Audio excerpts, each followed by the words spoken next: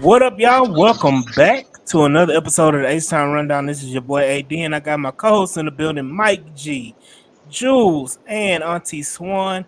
What's up, everybody? How y'all doing? What's going on? What's going on? Hi, fellas. How y'all doing this evening? Going good. How about you? Wonderful. Hey, it's a wonderful day. Football is back and it's on. Yes. Um, Okay, if it's bad football. right. It's two trash teams playing right now: the Patriots and the Carolina Panthers. That ain't by worth a dog. I ain't let me stop. But yeah, man, it's football season. It's in full swing right now. Training camp is in full swing for the Houston Texans. So it is a wonderful, wonderful day to be a football fan. In America. Shout out to DJ Waller. What's good, brother? But yeah, man, let's talk about it. It's been a lot of things going on in the NFL. People signing. We had the Justin Simmons situation we're going to talk about later. You got the Brandon Ayuk trade that's been reported that it still ain't finalized. It's been it's been final, but not finalized for like the last week and a half. Shout out to Antonio Brown for breaking the news with CTSPN. So it's been a lot of stuff going on. Veteran safeties, been signing left and right. I think them boys up there signed two safeties back to back, if I'm not mistaken. Ain't that right, Auntie Swan? The Titans? Who? I was trying not to say the name. Yeah. Because if you say the name, they will appear. Thank you. 3 times. But no, so yeah, they signed two older safeties back to back. To kind of help Diggs and who's the other dude? I forgot. Adams, Jamal Adams. So Oh, He's teammate. really like a linebacker. He's really not a safety. Yeah. He's like more of a box linebacker. Yeah. but speaking of that, our good brother Jules brought up a question. I'm gonna let you go ahead and ask that question again before we get into the safety market. Go ahead and. So there's a report that's saying, and this is all it's not in, it's not by the real series, but the report is that Pittsburgh and the 49ers are looking for a third team to be part of the trade because the 49ers looking for a receiver. What would y'all be okay with trading Robert Woods or Noah Brown to the 49ers, who you might have to see in the Super Bowl, and what would you want to receive back to make either a player or a couple of draft picks? How that trade look for you, or would y'all do that? I'm good with Robert Woods. I would do it as a fifth. Make it a conditional. Yeah, I mean, because let's face it, he's not going to be the starter. He's that veteran presence. So to me, fifth rounder, you can make it conditional based on playing time to get it to a fourth. But at his age and based on his production from last year, not been on the field certain times, to me, a fifth would be fine. We get the fifth back that we gave up. But why wouldn't he be a starter? Because they losing Brandon Ayuk. Who else on that team that you really can say? I would think they would think Ricky Pearsall is their heir apparent. Now I know he's hurt right now in camp, but I'm still thinking when they drafted, that was what they were thinking. In case we don't re-sign him, we have somebody to step in, whether that is immediate. But keep in mind that's a Shanahan offense. Right. That's why I said Robert Woods probably the best one because he's been that type of offense for the past 2 teams. Mm-hmm. He's only played in, if I'm not mistaken, West Coast offense his whole career. Because he's been with the Rams, and who was he with before the Rams? The Titans. And before then, it was Buffalo. He played that 1 year with the Titans that damn near decapitated his career. Yeah, because he tore his ACL there. Shout out, Larry. What up? What up? Shout out, chill out. But I think Robert Woods would be a perfect fit for him. I'm trying to pull up the roster now. To see. Oh, I forgot they got Debo. They have Debo Yeah, Samuel, yes. yeah. Forgot? He's the number one. No, Yeah. what I'm saying is, I One remember talking with 49ers fans about it. That's what I'm saying is, so yeah, he would, yeah, that'd be a perfect fit. Right. That's what I was saying. But I was trying to find a player on either roster, like a D tackle or a safety. I would want back in the trade. And Oh, I couldn't figure one. I I So, would can, take. so that, want to be messy? Give me back Rankins. so let me Who? say this. Give me back Who? Sheldon Rankins. Man, I'm nobody wants sorry. Sheldon Rankins. No. I will take Sheldon Rankins over Archer at this particular moment because Archer ain't gonna be playing. Isn't he in Cincinnati? Yeah. No. Oh, I thought he Yeah, went to San Rankins in Francisco. Cincinnati. Yeah. Who did we trade and send to San Francisco then? Yeah. Oh, you're talking about Malik Rankins in Collins? Cincinnati. Collins, that's who it is. Sorry, I knew it was one of them that we. Malik Because them Collins, folks there it kept is. saying, "Why didn't we just keep him? Why did we let him go since we didn't finalize the trade with So He just Armstead?" defense. so let me jump in the conversation really quick. Mm-hmm. When it Mississippi. comes to trading a Robert Woods, Killer Cal brought it to point saying, "Man, no, we're gonna cut Woods. We're not getting a fifth." The reason why we would get a fifth is because we're helping them facilitate the trade as the third team. The reason why it's been a delay and a holdup between the Steelers and the 49ers this long is for compensation. The Steelers aren't giving the compensation and they're not sending a player back. So right now, San Francisco is looking for a player in return to fully facilitate the trade. So that is the thing that is kind of holding up, and that's the thing where we would benefit as the third team by giving them a Robert Woods or a Noah Brown, who is a veteran who can help, along the way. Because I'm looking at their roster right now, and outside of IU, they got a bolo. They got about at least 10 to 12 wide receivers on their roster right now. Right. But outside of Debo, and if you trade Brandon Ayuk, you talking about Jawan Jennings. Mm-hmm. I Ain't too bad. mean, Who's good in their system? That's what yeah, I'm saying. Not bad. Is he's He ain't okay. bad. He's He a okay, third but receiver. He a no, third receiver. Great blocker, he's but good he's for not them. gonna. And he did play well in the Super Bowl. We have to give him credit He's for good that. for But them. So if you add Woods to that, yeah, I mean, you're talking about Jawan Jennings, Debo, and then you're talking about Ricky Pearsall. Pearsall, who's Mhm. actually on the active non-football injury list. So Oh, he'll be back. whatever he did to get hurt, it wasn't on the football field. Oh, he'll Um, be fine. yeah, I mean, he'll be fine during the season. I mean, you got players like Ronnie Bell, the Texans great Chris Conley. Um, Legend. Mm. they do have another rookie, Jacob Cowing, who we were talking about from Arizona, Yeah, who may be something, but the it's second a coming lot of Takeover. right. It's a lot of youth in that receiving room Mm-hmm. outside of Chris Conley, who's a 10-year vet, and Brand. If you take away the big names, Ayuk and Debo, no other receiver on their roster has played more than 4 years. And So let me say this real quick. Also, Brock ain't a receiver man either. So you don't have a lot of talent, and your quarterback isn't overly talented either.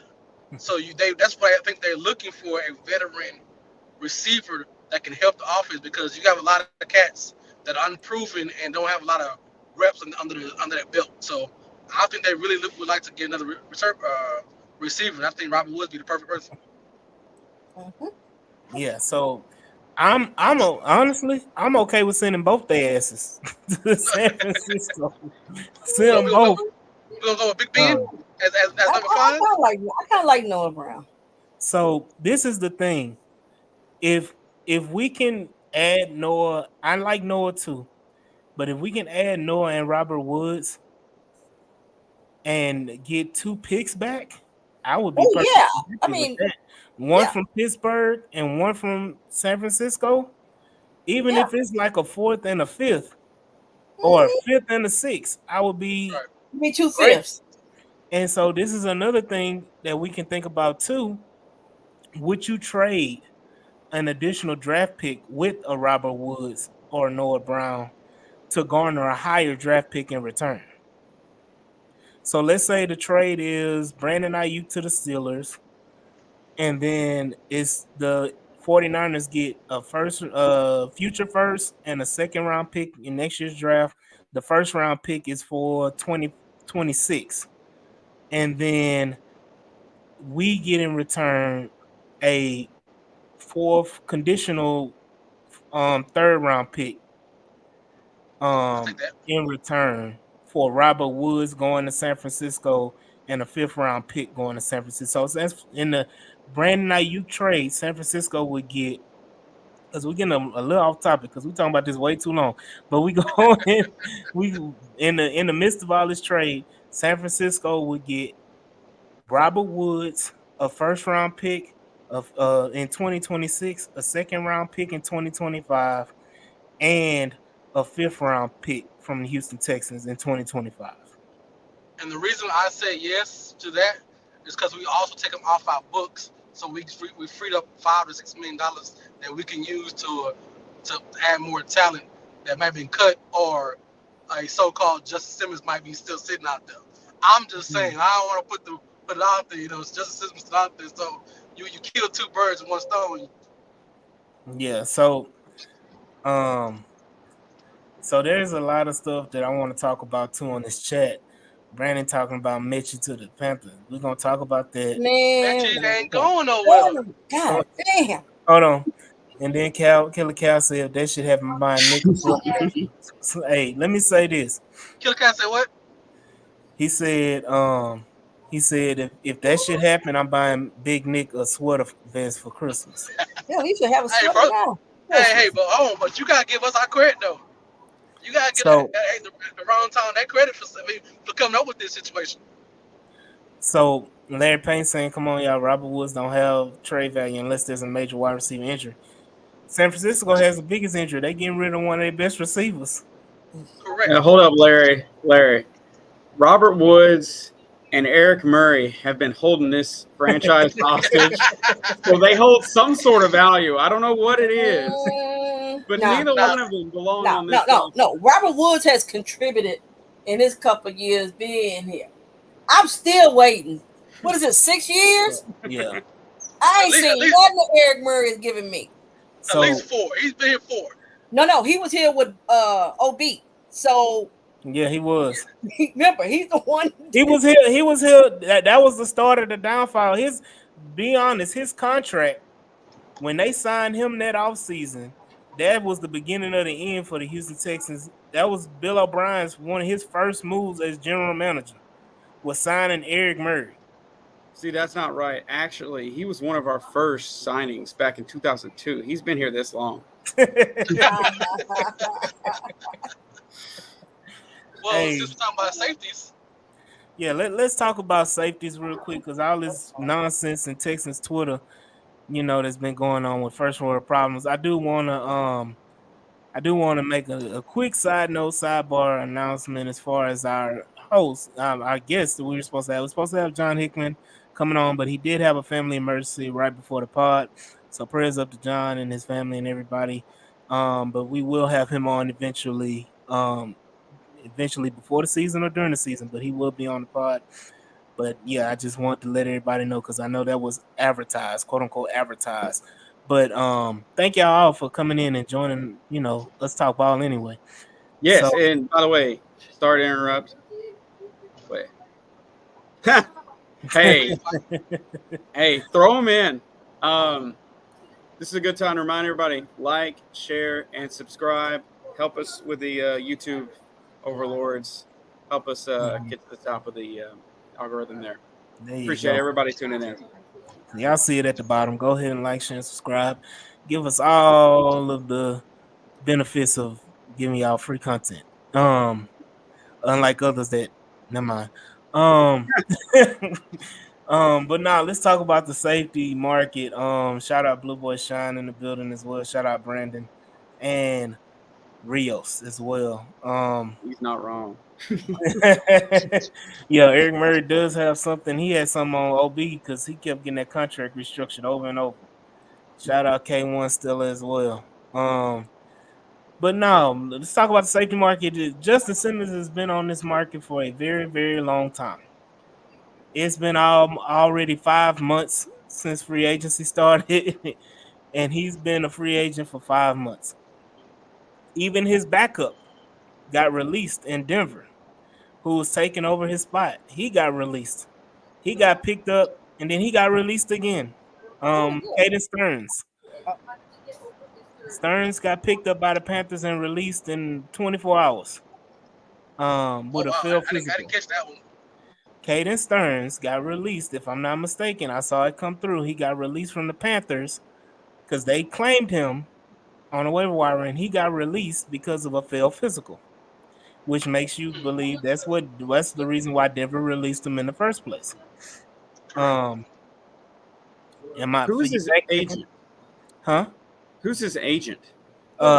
Somebody for athletes. Are you talking about Justin Simmons? Yeah. Somebody from Athletes First. Athletes First. France. I think it's France. If I saw.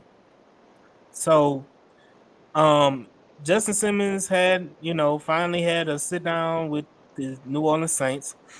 They brought him in for a meeting and toured the facilities, and they made him some shrimp and grits and you gave him a few boudin balls and all that, and made him happy or whatever. Got him a bowl of gumbo, and trying to see what it is. But honestly, I think it's the agent's play to see what kind of contract that New Orleans is going to come up with, and they're going to present that to the other teams that he really wants to go to. Right. Honestly, if I'm the Texans, I'm giving him $10 million. If he wants $10 million, he can have $10 million. Even if it's just for 1 year, I'm okay with that, because nobody wants to talk about it. The Jalen Petrie experiment is on its way down if it doesn't prove, truthful. It's rocking. That boat is rocking. We hanging on the guardrails right now. For dear life. Dear life, that thing is shaking and rocking. Free Willy got up under that thing and damn near about to tip it over. But yeah. Yeah, because I was listening. Go ahead. I'm sorry. No, go Jules, go.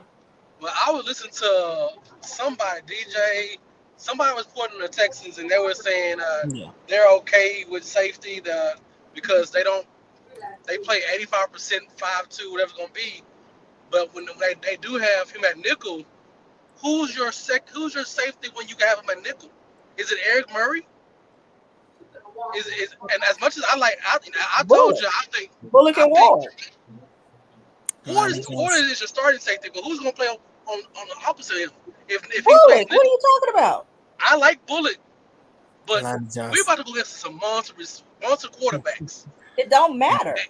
I got a little inside when you said that. This is your conscience. No. Hold up. Why? It's no different than throwing out. Remember, I was conflicted. Swan, this is your conscience. Hamilton was a way better. No, that's not the point. He was a rookie. He looked. Hold up. He looked suspect. Oh, why? The answer is Lonnie Johnson. Oh no, man. Hell nah. Well, like I said, Now Bullock look a lot better to you, don't he? Bullock was the best. Hold on. Let us not forget, us here at the H-Town Rundown had a live draft episode, and we all said Bullock, even our boy rest in peace Chris Roy, said that Bullock was the best pick of the draft. Yes. I said it too. We know, Jules, you were a part of it. And when I said the whole H-Town Rundown podcast that were on the live said at the time, we all agreed that was the best pick of the draft for the Houston Texans. It may turn out to be Kamari Lassiter, but Kamari Lassiter has gone to Houston and has picked up what we call the soft tissue disease that the Houston Texans have plagued all their players for the last since their existence. It does not go a year where you do not have a Houston Texans player with a hurt hamstring, a pulled calf, some kind of soft tissue issue. I mean, Yeah. Huh? True, you're spitting facts, but it's a really short-term injury with him, right? Supposedly. Yeah. I mean, does he play this preseason? You know, I- like the He may Tootsie not. Roll I Pop, mean, that old, he may just play like that that. last game or so, but Hold on, but look, there's no way in hell Kamari Lassiter does not play a preseason game, and you try his happy ass out there week 1 against the Colts for him to get baptized by somebody. Who? by who? Stingley's got Pittman, so Josh else? Downs, who's not Shit. going to play. White He boy not playing. Alex. Who? Alec White boy Pierce. Alex. Come on, Yeah, trust me, come they on, still man. waiting on Alec Pierce to show up. Shout out Yvonne. What up? What up? Shout out. I'm Yeah. going to back to my point. I don't want a rookie I do. starting. Oh, because I CJ do. Stroud didn't work out. I said at safety. I'm talking about at Okay, safety. hold up. Wait a minute, hold up. You Tate didn't want one at quarterback either. Who didn't? I want to CJ start. That's what. I'm just Here's my fucking- thing is, I've been to the practices. Both of the rookies, I'm sorry, play very well. I mean, how quickly they are picking up. They are not struggling. I mean, you got beat here and there. That's gonna happen. Let's face it. Here, I mean, it's Diggs, it's Tank. It's gonna happen, but they're right there. They're in the picture. Yeah, but You're it's different seeing- when you're it's different when seeing- you're gonna get different teams though. No. I'm sorry. It ain't that many that I'm gonna say is that far better than what we have. Plus, I trust our pass rush that you're gonna get to the quarterback. So you're not ready to just sit back there and just launch it. Let me say this. Go ahead, Swan. My bad.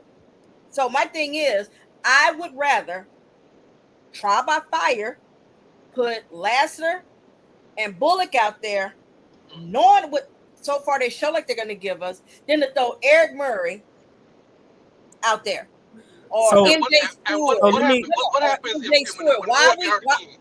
Hold on. What happens when Ward get hurt again? Hold Who on, we hold got on. at safety? Hold on. well, This is hopefully, fun. I'm gonna trust my GM. They gonna figure that shit out. They'll sign somebody. This is a good comment. I'm laughing because he said I don't think Pittman is that good to have Stingley travel with him. I mean, it's the only threat they have, though. Correct. Yeah. So this is a Well, this is a good comment as well. Jules wants to sign Watt. Jules does not want to sign Watt. I do. Jules does not want nowhere near. Hold up. What you Watt. saying? Thank you for Love Larry it. Payton. What part you thanking me for? What did you just say with Jules? You just said something to Jules. Because y'all were arguing back and forth. Oh, you talking about when I said I'd rather, if I'm gonna have them out there, I'd rather have the rookies out there than have instead of Eric Eric Murray? Murray, yeah. Yeah. I mean, that's like saying I'd rather have. I mean, like it's a slim My pickings. little- But okay, but It's slim pickings. but Jules, if the head coach is saying, I know it could be coach speak, I don't know, but if he Coach is speak. saying I'm good with the safeties that we have, and let's say they stay as is, then yeah, I want Bullock out there. So then why is there reports that Texas made an offer with Justin Simmons if they were good? Okay, you could try to improve the team, but So, you ain't Jules- putting it You out always there. make calls. You always Come make on, calls. now. Let's not Come do on this. now. So You're not look, trying to get folks to you compete with you. Look, let's go by the roster of what safeties we have on the roster.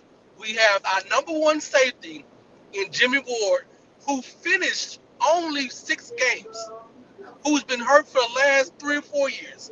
You have your second best safety, Jalen Petrie, who's been playing more nickel than safety, and who can't play safety because he gets beat. Then who's your number 3 safety? A rookie. Bullock, yes. But the rookie has been playing very well. And But He's gonna be good. And Jules. he look. Hold up. His thing is, they're He gonna looked good have against to get us. out there. He looked good against us.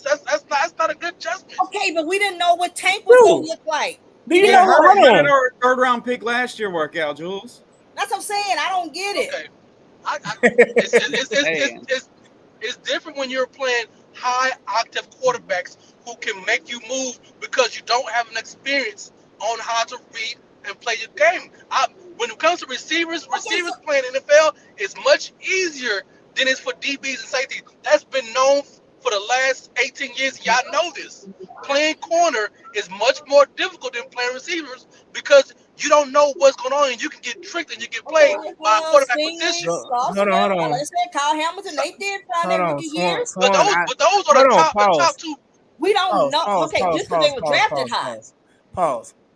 We keep bringing up goddamn Kyle Hamilton. Kyle Hamilton is whatever rookie safety we have is not playing in the goddamn loaded Madden 99 defense that the goddamn Ravens have had the last 2 years. It wasn't loaded when he played his rookie year. He looked bad in preseason.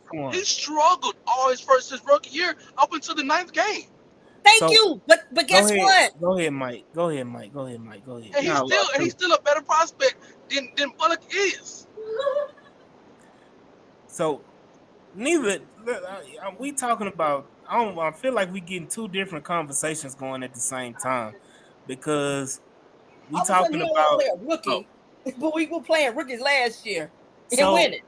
I don't think having a rookie there is a detriment, but having a rookie be your lifeline, I think Jules' point is a problem. Because yes, having him and being confident in him, but being 100% dependent on him is a problem. Regardless of that, because if you look at how the roster was constructed last year, outside of CJ Stroud, no other position group on this Houston Texans roster was dependent on a rookie. Even Will Anderson on the defensive line, they were more dependent on Jonathan Grenard than they were Will Anderson. Because guess what? And that was the truth. I mean, they were kind of dependent on Tank Dell for a stretch. I mean, not the whole season. Nico Collins. Nico was great, but there were games where Nico didn't pop off. I'm saying this. It went interchangeable. We're talking about in totality, though. In totality. Okay. But you didn't know what you was going to get coming into the season. Because remember, folks was thinking we didn't have a number one wide receiver. That's all we heard. So but the still, same way, Nico was still the primary target, and we can but say folks didn't think he was that good enough to be the primary target. Let's not pretend like that. He was still our number one target. So, regardless, we depend on him before we on Tank Dell. Right, and regardless of the fact, even as far as weapons go, Dalton Schultz had a little bit more trust with CJ at that point. I mean, Tank took over towards the end of the year, and him and CJ and Tank are boys. But as far as like trustworthy, like if you needed help, let us not forget Dalton Schultz won us the goddamn Tennessee Titan game. Yeah. Okay. So Dalton Schultz won us the Cincinnati game.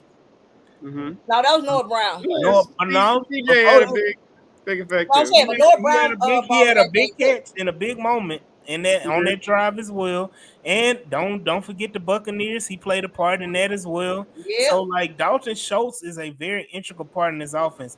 But once again, to my original point, outside of CJ Stroud, the Houston Texans roster did not depend on a rookie. To Jules' point, when you're talking about playing Kalen Bullock at the starting safety position, I do think he will eventually start at safety if you don't sign a Justin Simmons. Hell, even if you do sign a Justin Simmons, I do think that Kalen Bullock will eventually be a starter on this roster towards the end of the year. But the point is, Kalen Bullock at the beginning of the year cannot be your lifeline and you be 100% dependent on him in your safety room when you that is not a good look for the Houston Texans safety room. Might not, but it might. I mean, could be. Well, here's like Jimmy will give you the first 3 to 4 games, and then that's when it'll go downhill. So I guess I don't have a problem with it. But what question you have, Mike? Okay, so I mean, first off, you're saying aside from CJ Stroud, we weren't really depending on the rookies. I mean, our own owner says when the ball is snapped, the center is the leader of the team. And Scruggs came through. We're not doing this. We're talking ball, Mike. We're not doing this, Mike. I'm sorry. It was right there. But if we're not going to sign Simmons or another top free agent safety, look, looking at this roster, looking at the injury-prone history of the safety position on our roster, like, we know how this story ends this season, or at least at that position. We know Kalen Bullock is going to be starting some games. Mm-hmm. Don't we want him to get maximum amount of experience at that position? I'd rather get that it early. Right. Trial by fire. You're exactly right, Swan. In my Right, be opinion. ready towards the end of the season when we had that stretch run. Because now you got beat up, so you done figured it out.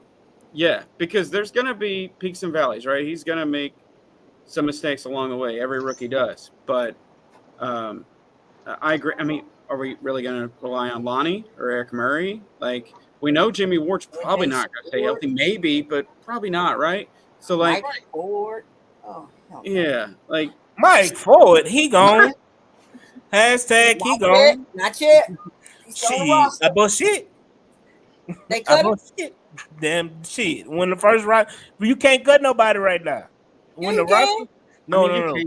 You can release people. You can't cut nobody. It's the same damn thing. If you ain't on my team and they tell you say bye. I know. I'm talking about cut. Okay. First of all, you need the bodies in the secondary anyway. You do. You need half your secondary is sitting out anyway.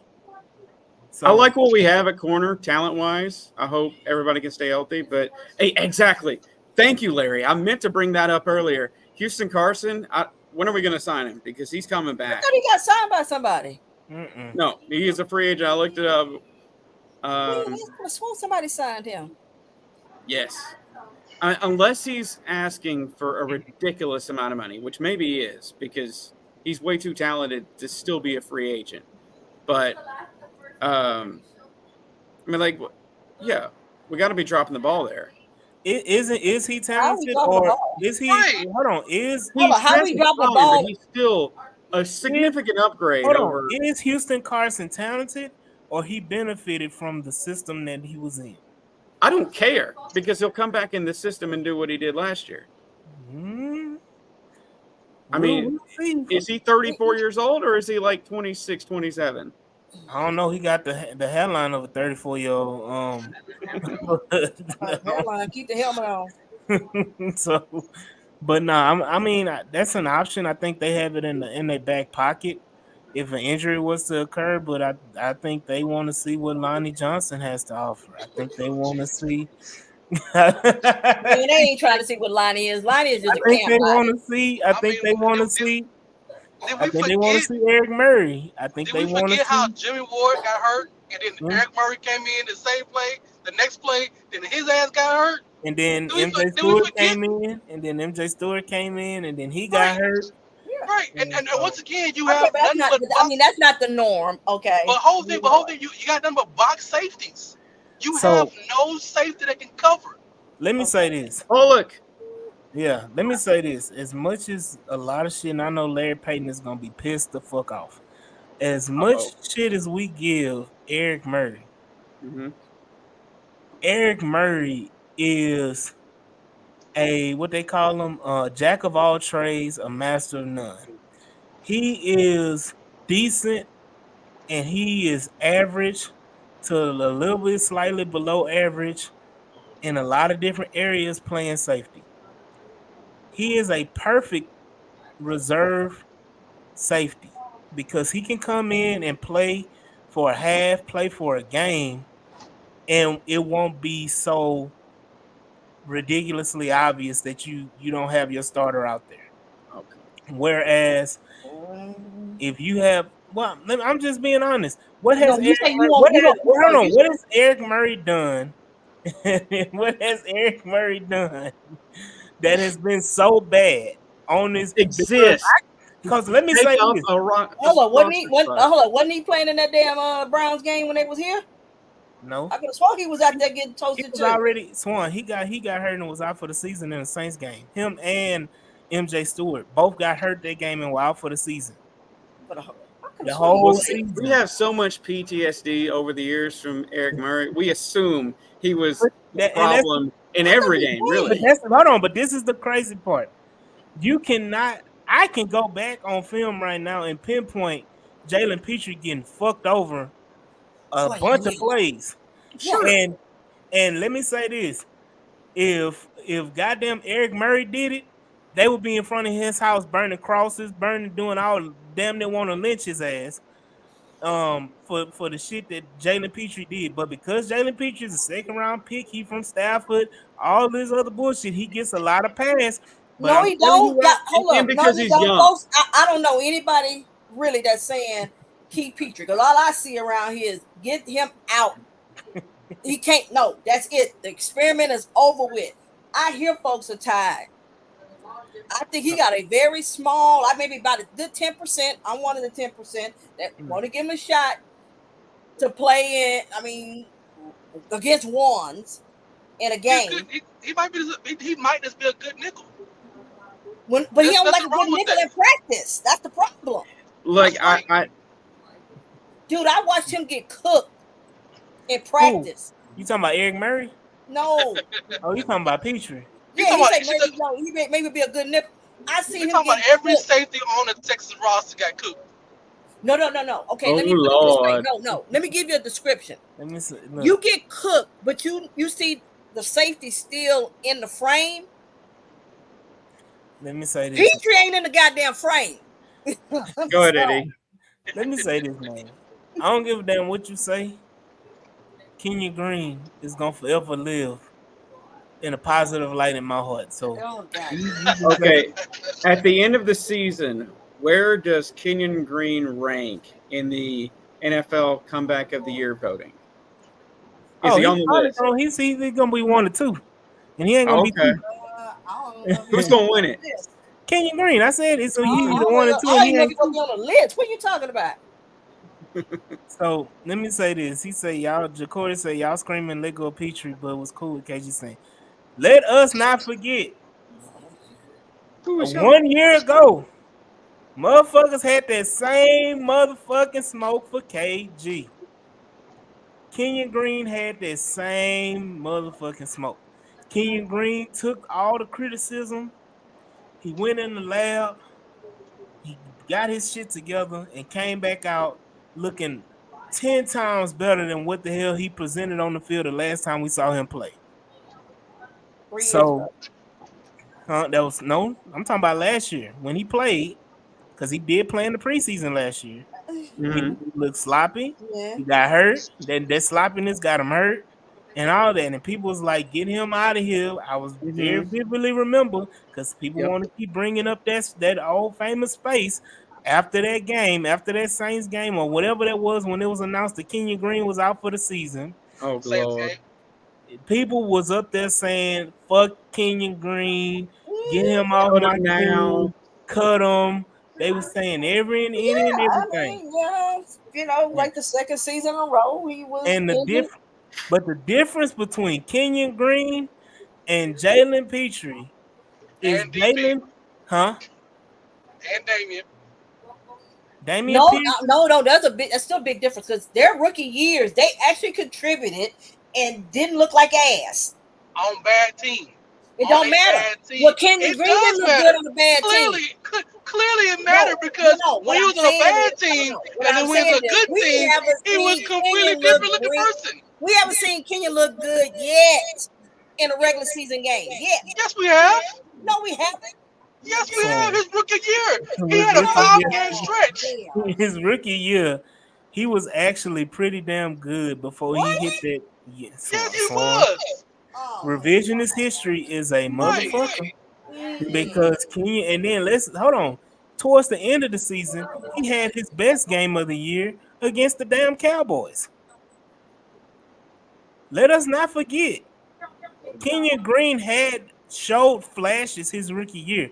Yes, he got baptized that stretch, and it kind of demoralized him, which is expected when you're going 1-on-1 with no With help from Jonathan your Allen. center, and Thompson looking at you like, nigga, I ain't about to help your ass. Like all of that is going All I on. do is pass block. The point of it is, they still were productive on a bad team. And folks let's just be So, honest.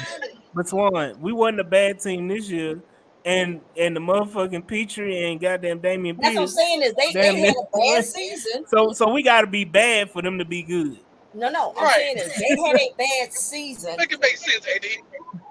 So I look, can sit look, back and say, well, damn. Here's my thinking: can you, Damien, be a contributor? Why the hell is that echo? Can he Yeah. what? Okay, never mind. I'm saying is, can you at least be a factor in the run game? I mean, I'm not saying you got to be back to what you were your rookie year, but I need the improvement this year. But I can say I got a little bit of hope because I know you showed talent. I don't care if it was on a bad team. You still showed talent and contributed before you got hurt. Okay, so one thing I'm gonna say, this is very important, Mm-hmm. and we forget to mention this. He played when he was decent, because I never say Pierce was good. We can go back even the games he was playing. I never say he had a great season. pigeon toe. His season was with a different scheme that fit his talent level. Which is the reason why they drafted him. Correct. Yes. Right. So but I'm saying, but to say that he hold on. And you can go back to when he played in Florida, where he looked good with he that didn't really play as much. But he looked good when he was playing in the same kind of system. Right. But to say he can't. When you change the system that he's on and his talent level don't do it, it doesn't matter if he was Right. good. I understand because year, his system does not fit him. And that's what I'm saying. I need to see if he has adjusted. If he Well, hasn't, then I'll say, hey, you know what? Y'all tried. It didn't work. He said he put in the work. Hey, I'm going to give the dude a chance at it. Let me the say same way. The same way. Cam Akers. So hold on. I say that is the same.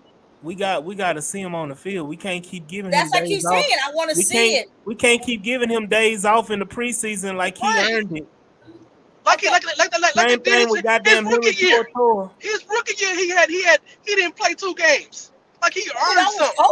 Hold on, I know you was on that space after the preseason game when Chris went the fuck off saying, why the fuck are we resting Damian Pierce? Like he was after one, he played one on the center, and that was the only thing that looked like it was gonna have anything that was gonna contribute. So I understand, but here's my thing: folks said the same shit about Nico. Look, it's all good and it's all fine and dandy that we can have these arguments and we can talk about it. But let us all agree that this is nut cutting time for Jalen Petrie. I agree. And Jalen Petrie is not going to get cut from this roster. Same reason why John Mitchell is not going to be cut from this roster. Not now, anyway. That is the next topic. Damien is cut from this roster. And who? Damien is not getting cut from the roster. No, I don't think so. Honestly, but that is what's on Texas Twitter. Sure. I know. So, but I'm saying because people, this is the thing. People have hatred for a certain player. I mean, hey, mine is Tortor. Noah. We know. He your starting linebacker. Get that man by his rightful name. No, his name is Noah. You think it's about time for a contract extension? Goddamn, what's that boy name? Mike. Damn, what was his name? Yeah. Start with an M, right? Yeah, the guy that went to law school that was on our Georgia. Went to Georgia for law school. It was so high on Pierce, and then he got me into Pierce, and like he did fit our scheme at the time, which is why he had such a good rookie year. And then obviously, as Chris pointed out so many times, him being pigeon-toed and having zero vision, he wasn't able to adapt to our scheme. Maybe he can get a little better, but like we know it's not going to be. So I'm gonna say this. I'm gonna let you talk. What really got me pissed off was everybody telling us last year, or telling me, I'm for myself, telling me he looked like Arian Foster. God. Oh my God! I'm right with you, dudes. Look, when that comment happened and they say he could be Arian Foster, I almost threw my damn phone. Ain't no way in hell that you saw. Go ahead. No, I'm saying ain't no way in hell what you saw from Damian Pierce, his rookie year, made you think any semblance of what Arian Foster was. There's nothing that Damian Pierce did that would even remotely come close to anything that Arian Foster looked like. First off, And these are podcasters who go yeah, on, who just like us, who hmm say they watch film, who he say they does. know the game and they know ball. There's Look, nothing in you can ever say that fit the same scheme. Even in Tennessee, when Aaron Ball was in Tennessee, he ran the same type of way. But just because you like a player and you know and he was drafted on your team, you gotta stop being homers. But go ahead, Mike. I'm done. yeah, like we all know who that was who started that. Right. And look, he's had a lot of like good film breakdowns, I will say, over the years. But also, he was the guy who bought that Jalen Petrie jersey. So Hey, let me give my shout out right quick yeah, to Mike. Finley. Shout out to Finley. Watching the H Town Rundown and swarming with us on the H Town Rundown. Shout out Mike because he said Finley wants to know why Jules is afraid to show his face. Jules is trying not to go to jail and die. Well, let me not say that. It's bad to say that. oh, Yeah, Don Jules is right because I'm driving by 90. I want to Jules, live. Okay. Jules is on the road right now, so he's you know blessed us with his presence and yes, joining us while he's on the road. Yeah, and then he said Jules type his foot. I mean, this is the thing because we were so bad that people wanted to hang on to any glimmer of hope. Correct. yep, And Damian Pierce is a glimmer. yep. Davis Jalen Mills. Petrie is a glimmer. Davis Mills was a glimmer. Hell, when he made that move in the preseason game, people we thought we had awoken the beast. And what happened the next play, Swan? Damn it! It should have been a pick six. Swan, can't you there? I'm here. Oh, okay, okay. No, but and I mean it's okay to have a glimmer, but as this team progresses, as this team gets better, and as we make it to the Super Bowl and become Super Bowl champions and everything like that, yes, certain situations have to happen with these glimmer players, glimmer of hope players that we had during our two of the most what do they call it? Flopped. Uh, Dramatic. corrupt, not Trying. trauma filled Oh God. seasons that you could ever have as a Houston Texas fan. Shout out Morocco from the Titans Coliseum. All right, Um, shout out. yeah, so it's really like you have that glimmer of hope players that fans hang on to.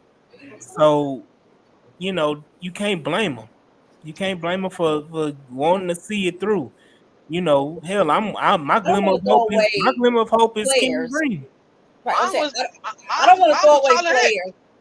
I don't want to throw away players That that can contribute. Now, like I say, David Petrie. Maybe he's not the starter anymore, but doesn't mean Maybe. that he cannot contribute. Huh? Sorry, I said maybe. no, he was Carry joking. on. He was Sorry. joking. Go ahead, No. Sam. Go ahead, Swan. We listen. No, I lost my train of thought when he did Oh, that. I'm fair. I was Oh, trying to you remember what said you were maybe he saying. can't. He Yeah. can't. Maybe they can't. You don't want to give No, up players, right. but maybe Here's they my can thing contribute. is, I think it's throwing the baby out with the bathwater thing. It's one thing to say, okay, I don't think he can be a starter, but to say that he still can't be a contributor, I'm not trying to get rid of him completely. No. So, but Well, no, see, but that is how folks like, okay, he got to go. Right. Yeah. well, So when I talk bad about Jalen Petrie and Damian Pierce, and you always bring up Nico Collins. Now I'm gonna tell you the difference. I think and me and AD had the same conversation. When it comes to DP and Jalen, when they make bad plays, it's on them. Now, granted, the O line was not as great, but when you had a different back with better vision and better cutting, when he looked better. When you have a safety, when his main job is his own job, there's nothing around him that makes him worse than what it is. Just by being in a position, we wouldn't get mad if he got out jumped or he was in coverage and the receiver was made a hellified catch or a routine catch because the quarterback made a hell of a throw. Sometimes Jalen Petrie is not in the freaking frame. Ain't that So what I said And earlier? hold yeah, on, yeah. But when so you have Nico Collins' whole thing about it was he had an ass of a quarterback. He can't do great if the quarterback is throwing him 6 yards there we go. over. That's the word I was trying to find. Mm. Thank you, Killer Tumultuous. Cal, for the word of the day, tumultuous. I Hmm. don't know if that's spelled Tumultuous. correctly, but I know what you meant. But this, Jules, you talking about that and him not being the frame and this and that.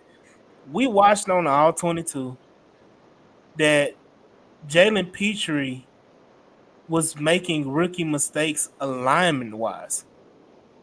Mind you, this was his second. That was his second season in that defense. You would think that you would improve and know your, basically know your role or know more about what you're trying to do and feel more free to do what you want to do. But he was making simple alignment mistakes. And the reason why he would be out of the frame on those plays, and Swan, yes, you said it. Even at practice, he was like that. It would be his alignment Yeah, that he would get put him cooked. out. I mean, even like I said, the slotty still his Yeah, alignment. I don't know what it is. I mean, Because he's he a I don't. linebacker. And I ain't trying to. It's like his brain is not clicking fast enough. He's not seeing it fast enough because I'm like, dude, how the motherfucker just take off like right there and like zoom, and all of a sudden now you flipping like what the fuck, and you're trailing, and then you like about three miles behind somebody, and you ain't got the long speed to catch up. good. Hold on, Because good wasn't he a point. linebacker? Wasn't No, he a no, no, no, linebacker mostly no. He was a slot in high corner. school? No, he was a safety in high school. He was a slot corner. Oh, They okay. called him a star. They called it the star position at Baylor. Houston Stressens, Garrett. Thank you for correcting me. I was wrong Yeah. on that. He was in D'Amico's defense last year. He wasn't in 2 years in Lovey's defense. So throw No, that no, no. whole comment I made out the in the trash. No, play, Throw it playing away. myself. I Yeah, got you. But all in all, regardless of that point, he still was making simple alignment mistakes that a second year player shouldn't make if they played the whole season their rookie year. Right. No, that's a good. Um, or technically you could be struggling in that particular scheme because you're overthinking. You could give the benefit of doubt and say, okay, maybe it's just it's not working for you. No, but we didn't move you to the slot to practice. You put you in that, yeah. and it's the same mistakes that you were doing as a safety. So that tells me, like I said, his reaction. That's what it is. I'm trying to say. His reaction is it's slow to me. Yeah. It's like you're not seeing it. What the fuck are you looking at? So this is the thing. Houston Steffens got a good point. He said, "I think people seen a few highlights from camp. Think he's doing worse than what he is. D'Amico just praised him yesterday. Sloyd did too. Remember how good he is in the run game. Who are you Um, talking about? Ooh, he's talking about Petrie. Okay, Yeah. I'm gonna. I'm talking with. Yeah, I yeah. yeah, mean, we ain't about that. So Folk, is he hold the up, Kenyon stress. Green of the defense then? Is No, he hold so up, good in the run stress. game? Hey, King Foker. Yes, Mike G was on time today. Yes. Um, He Stressing. was I first. know what I saw for 3 days. I'm sorry. The dude I'm was back getting in cooked. Eastern time I zone, think he had so a couple of plays, but other than that, he was getting cooked. hold He on, looked but out of place. yeah. And to be honest, I think even when he was like stressing saying to your point, Jules, by saying he's a linebacker, I tend to agree with him at the start. Our nickel, he's essentially a third linebacker. ooh. I agree. So This is that's the an thing. upgrade on So you like Toto. him better Noah, huh? Hell fucking yeah. Give Oh me god that damn, that's how all bad it day. is. And you Give just got me hate. Jalen Petrie as our third linebacker all day. I don't need Noah to see the field, but on kickoff and Oh punts. Lord. Um, but to the point because I still want to get to this John Mitchell topic. We've been talking about this shit for an hour. Oh man, Um, damn. but Jay, this is what I call first world problems. We're talking about Jalen Petrie, um, or backup safeties and nickel corners and nickel safeties, all that stuff like that. Jalen Petrie, even when Jalen Petrie was drafted, I want to say this: when Jalen Petrie was drafted. My biggest issue, because I did not like the Jalen Petrie pick when we drafted him. And, I was honest about it because I was like, there was a lot of hype and people were saying, yeah, we need to draft Jalen Petrie. and I was like, he's not a safety. He's not a safety. If you're gonna play him on the line, perfect. Go for it. If he's gonna be on the line and not required to play deep, because I think it was a stat he only played like a handful of percentage deep in deep coverage safety, and you're not relying on him to make plays in the back half of the defense, then fine. But he has made his living. The reason why he was the Big 12 Defensive Player of the Year was because he played on the line of scrimmage 80% of the time, and he made all his plays in the backfield and all of that stuff. So it's an adjustment. But once again, all of these controversial names that we've been mentioning, none of these guys will be cut. They all will be on this roster. Correct. And then here goes another. Remember is a 4-2-5, and you can still mix Petrie from the slot to high safety depending on down and distance. Petrie needs to put on 15 pounds and play linebacker. Bruh, Petrie is small. So you saying he's Jamal Adams? First of all, Correct. Petrie need 40 pounds to play linebacker. Not Petrie is 197 pounds soaking wet. So tight ends would tell his. I mean, you think the guy that Petrie replaced in college, you think he can help him out? Who he replaced? Pastor. He plays pastor in high school. Yeah, and Larry Payne say 5 would be fine. With that 4-2-5, I'm gonna go back to the situation. Who is your second safety? Is Bullet? Yes, I'm high on him, so I don't have a problem. We've been over this, Jules. Okay. Yeah. So let me say this also. I just want to understand. So the ideal best scenario for Petrie is to be a Tyrann Mathieu, similar size, skill set, smaller but super physical, and not a burner. So I understand that, but what the hell was Jimmy Ward brought here for?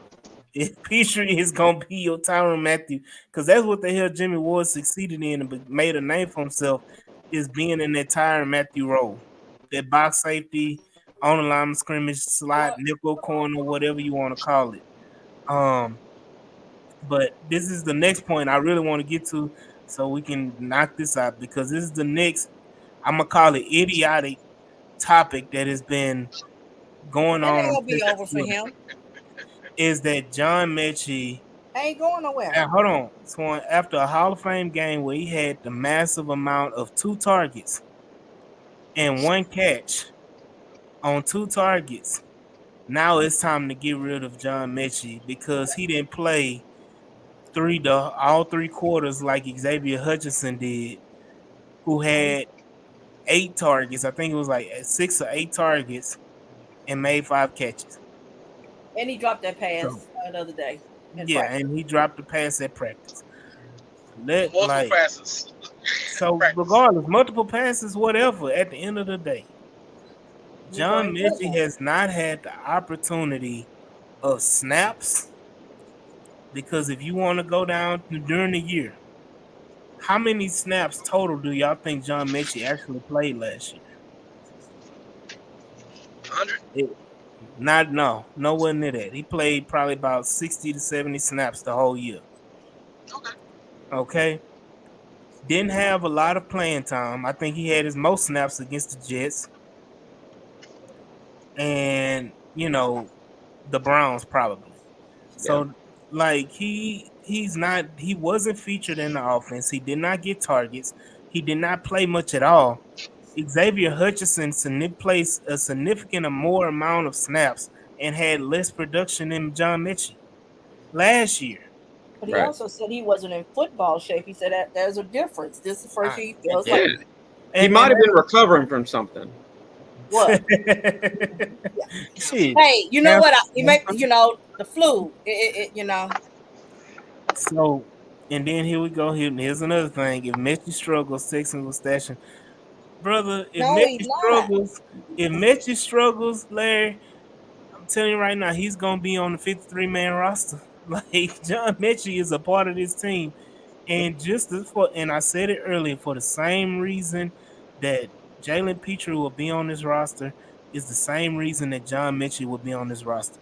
John Mechie was I think, middle to high second round pick. Yeah, 43, 44. Yep. Jalen Petrie was picked 35 or something, or 38 or something like that. 37. Yep. He We was a traded high up for second him. round. These are two high second round picks. Even Kenyon Green, a first round pick. The Texans would be dumb as hell to get rid of an asset that early, because let us be Texan fans, because we all know, let somebody leave the Texans and go to another team and pop off. The first thing we gonna say is, why the fuck he ain't do that shit when he was here? What happened? What happened here? Was it the coaches? We need to fire that coach.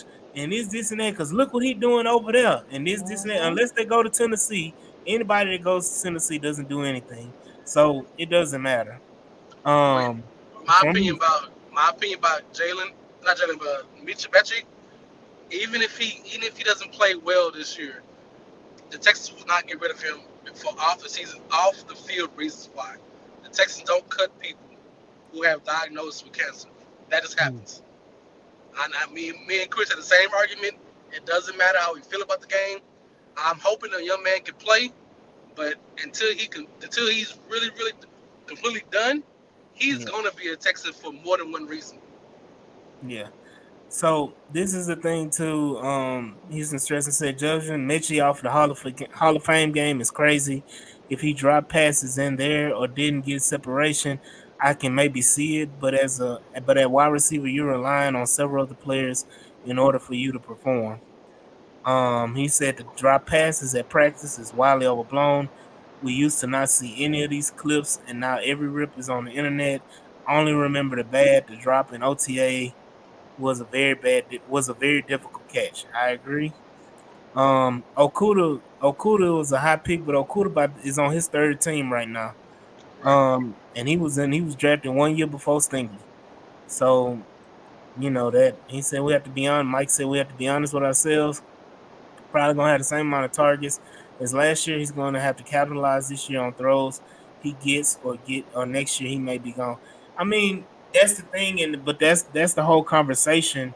Um, he said, Blue will Louisiana. sign Justin Reed. Oh man.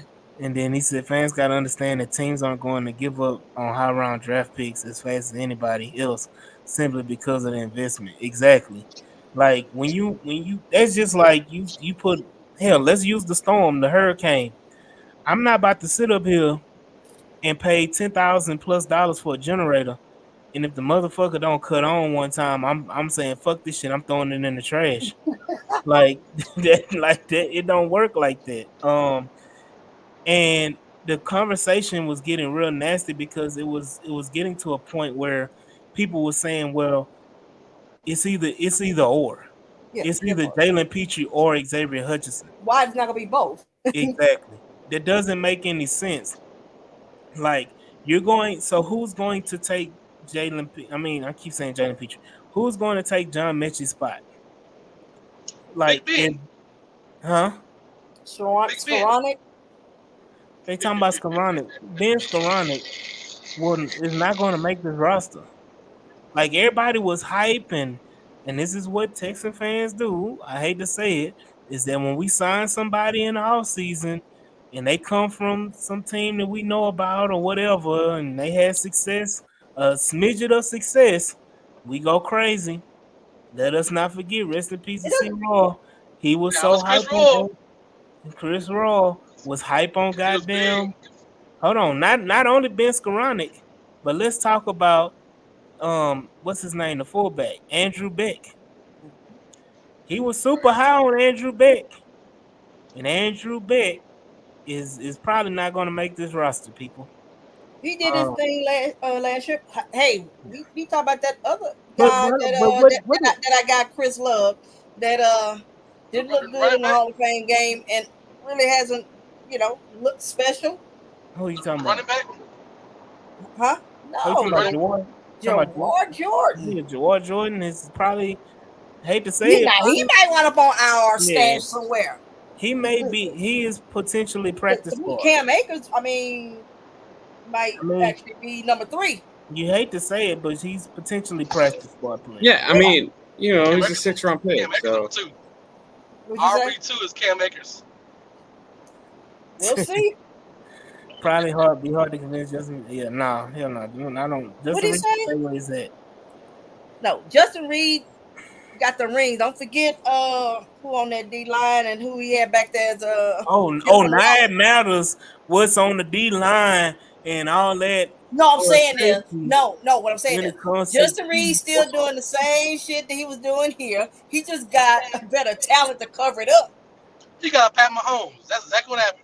But hold up. He got Chris Jones. He had Snead. He had McDuffie and all them. So I'm saying this. They can cover up mistakes that he made. Mm-hmm. If y'all listen to the Kansas City Chiefs when they won the Super Bowl about Justin Reed, they were saying the exact same thing. They bitch about him. I'm in a chat with Chiefs fans. Yeah, I mean Justin Reed is Justin Reed. I think his last name and his brother being at the time was highly regarded as a really good safety. If it wasn't for the quote unquote Kaepernick thing where he quote unquote got blackballed by the NFL and all that stuff, that people wanted him to be Eric Reed so bad. And at the time, Eric Reed was, coming off one of his best years when Justin got drafted and everything like that. Justin Reed was a late 3rd round safety. Right, but he did the same thing you kind of say what Petrie did. He flashed. He did well that rookie season, and we felt like, oh shit. Difference is he does have the speed. What's crazy? Then the second season came along. He wound up being injured. He didn't play a full season, and he was getting burnt. Come back the 3rd season. So to me, it was a continuation. So, I understand the whole premise, and like I said, Justin Reed and Jalen Petrie are very, very similar in a sense, like you just said, Swan. But at the end of the day, like I said earlier, Jalen Petrie ain't going nowhere. So, and then I want to go to these comments. Yeah, I'm gonna get y'all number 5 jerseys because you can get that jersey. It ain't gonna go out of style yet. He said, "Gotta remember too, Mitch is the backup slot. If he doesn't make the guy to make it over him would be Woods or Sims. That ain't happening." No. Yeah, no. I mean, and then he brought up Skoranek. He said, I think they'll carve out a special spot for Skoranek outside of receivers, the special teams, wide receiver, fullback, tight end spot. I mean, that means Beck gone. Yeah. They're gonna keep one of those kind of guys. But again, these are first world problems that we're having as Houston Texans fans. We're talking about a damn fullback / tight end / receiver / player and we're talking about them being a fringe roster player. We're talking about the bottom of the roster at this point. We're talking about Gerard Jordan, who's our 5th running back right now, behind British Brooks, Cam Akers, Joe Mixon, Damian Pierce. Like, he has all these players that are in front of him right now. Even J.J. Taylor is ahead of Gerard Jordan right now. Yes. So you have all these players. We're talking about fringe, bottom of the roster. Don't forget Dare is still on the roster. Oh man. And then Houston stressing no way Beck is gone. Garrett, just wait on it, brother. It is just a matter of time because right now, if you cut Andrew Beck and you save $3 million on the cap, you cut goddamn Robert Woods, you save $5 million on the cap. That $8 million, those 2 players right there gives you $28 million. That gives you $8 million, and that gives you enough money to offer Justin Simmons. We have 20 right now. So, yeah, but the thing about it is the Texans only need 7 to 10 to operate. So you right, and I understand the operating. I understand the operating costs, but the Texans are operating right now for the next year. They're not managing their cap for this year. They're managing their cap for next year and the year after because I think they still manage this year because the fact that you are quote unquote considered a real contender, you have to have enough Yeah, I mean, you're gonna have their Yeah, reserve. if you want to make a trade mid-season, you do need to make sure you have those type of money to absorb contracts if somebody is willing to, start selling. So previous years, we were the ones that needed to sell. Hell, we buyers now, so no, we do need more this season. Well, the reason why I'm saying this one is because next year's cap. We're at -5 right now. Yes, exactly. Exactly. So that is the reason why but you can reconstruct. You got some guys. Yeah, but who you gonna reconstruct? Mind you, Stephon Diggs is costing us $18 million next year, and he ain't gonna be on the team. No. But his already counted as against the dead money already. That's already in. That's why we are -5. Tunsil. I would say you got Tunsil. That's another point. We forgot all about Desmond King. That's just sitting there. Look, and then you talking about you keeping Harrison. Harrison should have been gone last year. I don't even know why the hell they brought him back. Because he's on injured reserve. They didn't release him. Because remember, he broke his leg or something like that. And his braids are nice. Hold on. Although we traded peanuts, so I just find it hard to believe that we cut a guy we gave intently. Hold on, a guy we intently sought, who is familiar with the scheme and has position versatility and the player, and played good, meaningful reps at wide receiver in the Super Bowl win. Let me say this. Who are we talking about? We're talking about Skoronski. Oh, okay. Okay. So let me say this. Skoronski is going to be a wonderful practice squad player. And that is the point, and that's the point that I wanted to make, Retreat, is that you're managing the cap this year so that you can carry over cap to cover your balances next year, because you can carry over up to a certain amount of cap every year. So the Texans are trying to make it where they're not running razor thin, and then coming next year, like you said, Swan, we -5 already. Well, we want to get rid of Eric Murray, but we can't get rid of Eric Murray because we got to restructure his contract and give us $3 million in cap space. That shit like that is what pisses people off, and that's the situation you become in. And then Dominic, shout out Dominic. He said, "What do you think the plan is after Diggs? Get another big receiver?" Honestly, the hope is John Mechie. Yeah. John Mechie, honestly, could be a carbon copy of what Stephon Diggs brings to this team this year. And he's been working with Diggs. Yeah, and he's been working with him as if John Mechie is allowed to show his full potential playing the game. Jimmy Ward has a side deal under the table with D'Amico Ryans. Yeah, that's his guy. Jimmy Ward ain't going nowhere. Yeah, that's kind of like Kenyon Green with you. That's just your guy, no matter what.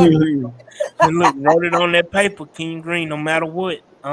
Hey, that's Miko with Ward. I don't care if he got one leg and he only played 1.5 games. Jimmy go be there. Jimmy, if I got only thing I say about D'Amico is Jimmy Ward. I guess I gotta live with this crap. Every coach got it, but everybody knows that every coach got their guy. But this is a question Larry brought up because we do need to talk about the game tomorrow. Would you play CJ tomorrow if Titus doesn't play? Yes. Absolutely. Yes. Titus is not the end all be all.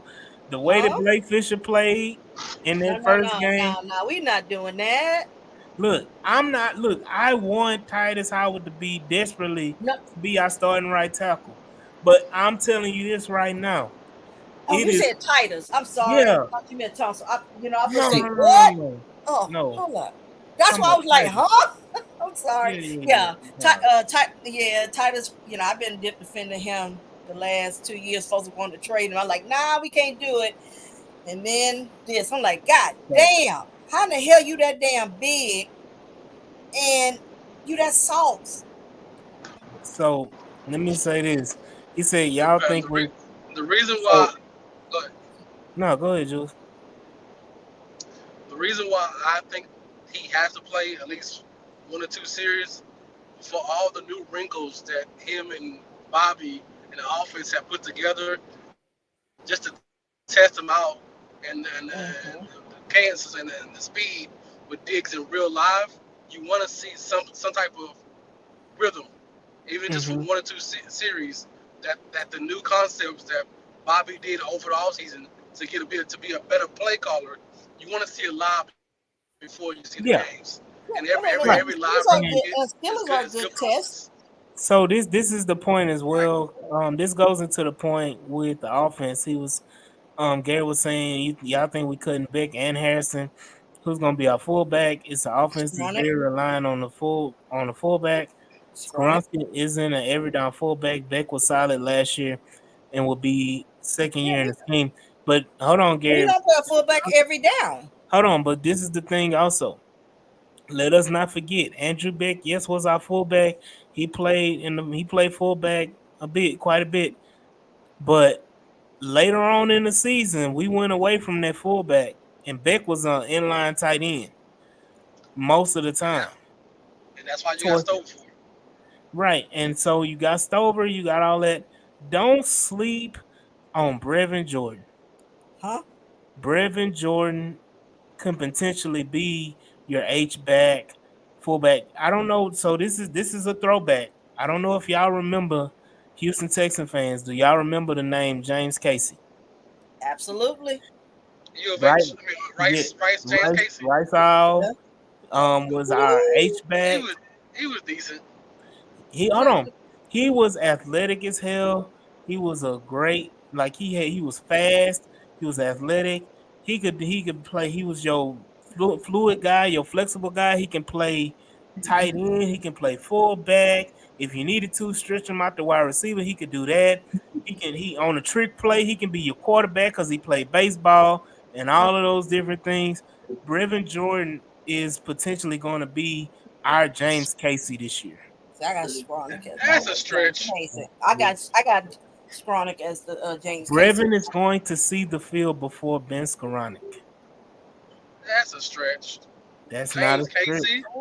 That's a Mm, stretch. Okay, but hold on, y'all acting like James Casey was just this excellent player. no, We no, had no, James no. I'm Casey saying no. for I'm talking two about You, just years. Brevin oh, Jordan as hold on. a whole. The way you talked about him, you built that white boy up like he was great for 2 seasons.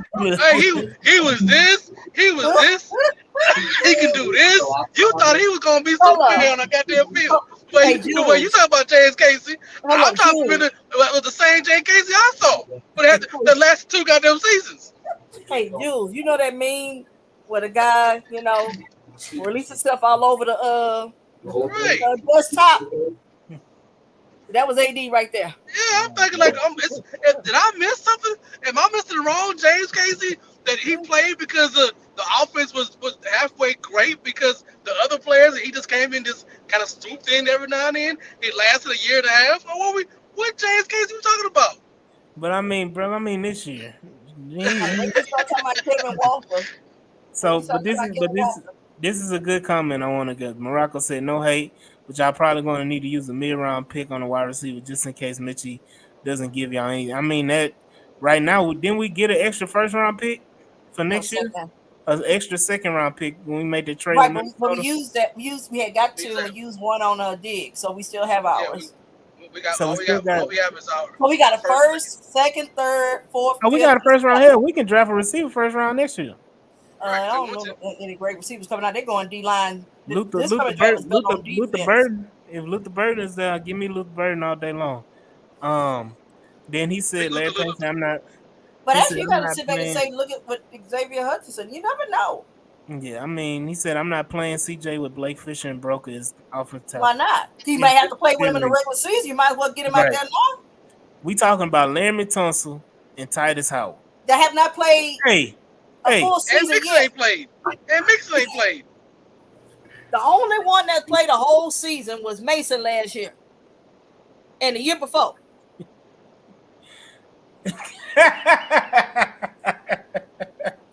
hold So on. this whole thing, I'm not playing Blake Fisher with them. Do we not realize that we was down to our third and fourth stringers by week 3, 4? And don't forget you got Cam Irvin coming in. Yep. So to me, why not in a preseason game, get those reps and be prepared. Because, like we said, we don't know what the hell wrong with Titus Howard.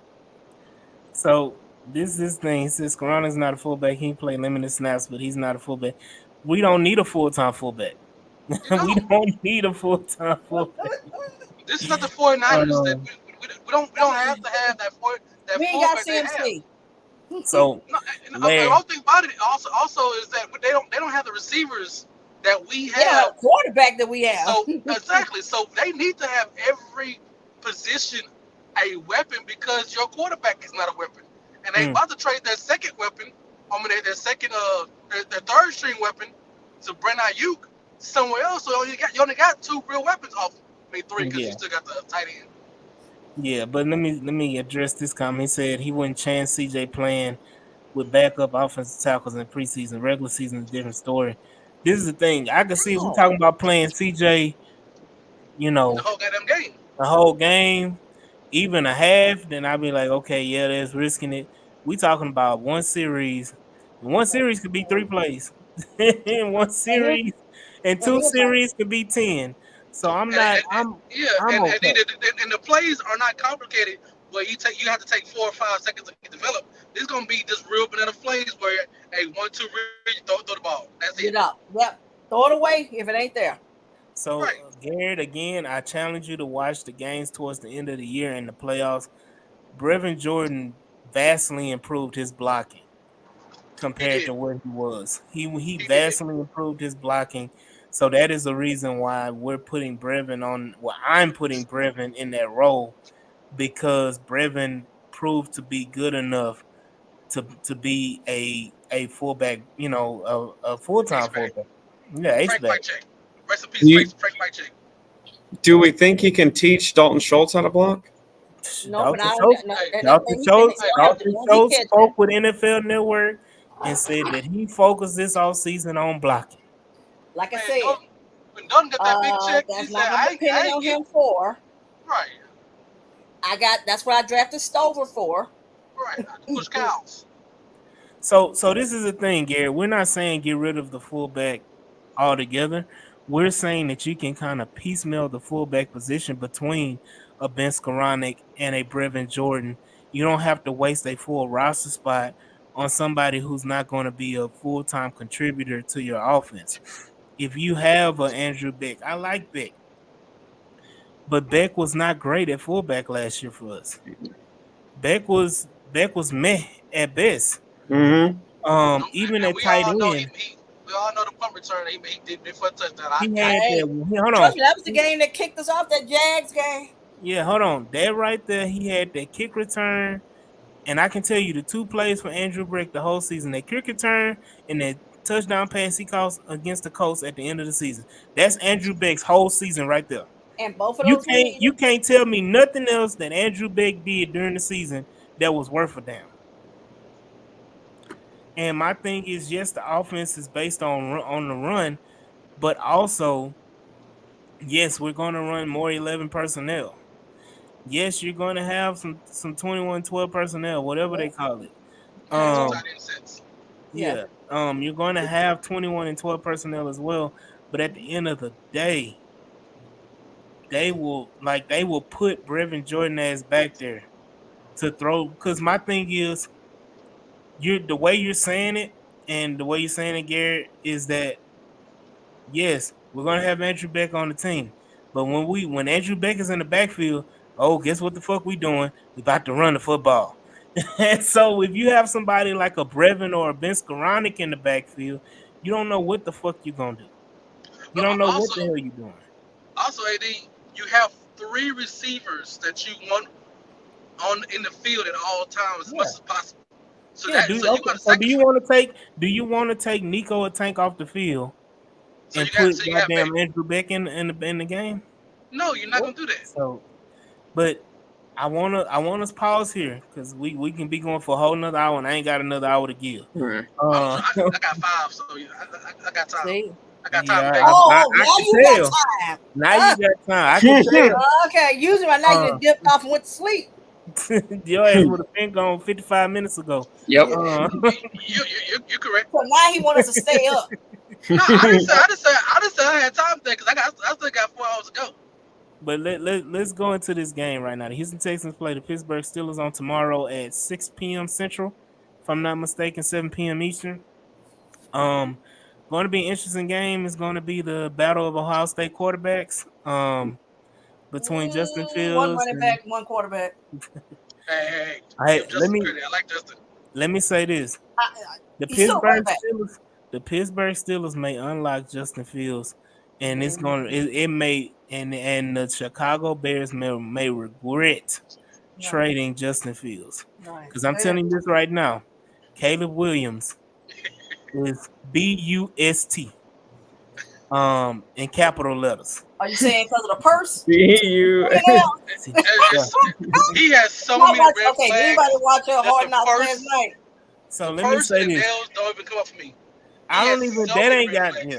That ain't got all that extra shit. Ain't got nothing to do. I know, but that ain't got for me personally. That ain't got shit to do with shit. This I'm telling you right now. The hype that came in with Caleb Williams, he's going to. People are already saying he has to have a CJ Stroud type year, or he does. He doesn't. Yes, he does. He does. Yes, he does. No. Hold up. The difference is CJ said he went into one of the worst situations as a rookie. He had the worst wide receiving.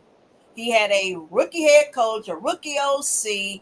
So if he was able to pull that off, and you have 3 number 1 wide receivers on your team, because you got DJ, who they just extended, you got Keenan Allen, and you got Rome, and you got Cole Kmet. Hold up, Cole Kmet, and your running back room, it's solid. Your defense is good. So yeah, I mean they spent their money. If he's something generational and he's a Heisman Trophy winner, that's where they fuck how up. the hell would he not have a better season than CJ? If you that good? No, I think he can have a good year. No. You can't be generational and have a good year. Okay, sure, but like Peyton Manning was supposed to be amazing, and he was. But how was this rookie year? That was 25 years ago. The game has changed. No. I'm agree with Swan. I'm agree with Swan. That's why I'm because he's not walking into what Peyton Manning walked into. He's not walking into what CJ walked into. He's walking into situations where they knew they would have the first round pick early in the season, because Carolina Panthers were so bad, and they had 2 first round picks that year, 2 first round picks next year, and had cap space and made trades to get Sweat to come out there because they knew they had money. They were getting a quarterback because they lost all faith in Justin Fields. He has to be at least average to good. He can't have bad season. I'm sorry. I never said bad. No, I think why he can't be average. I'm telling you what Bears fans say.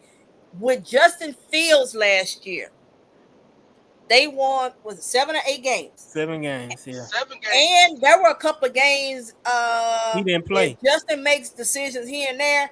Hell, they could have won. Justin missed like 4 or 5 games himself. Right, but I'm saying this: Justin didn't have what Caleb has right now.